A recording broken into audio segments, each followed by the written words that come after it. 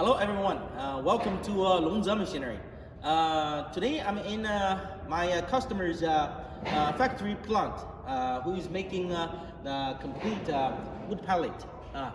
Now I will introduce to you step by step from the beginning of a raw material to a finished pallet, the production line.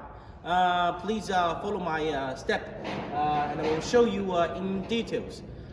First, we will have a look at our customer's raw material.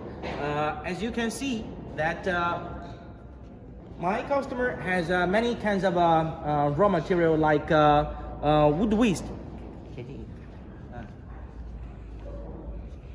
wood block, wood slab, and also waste wood board. And also here,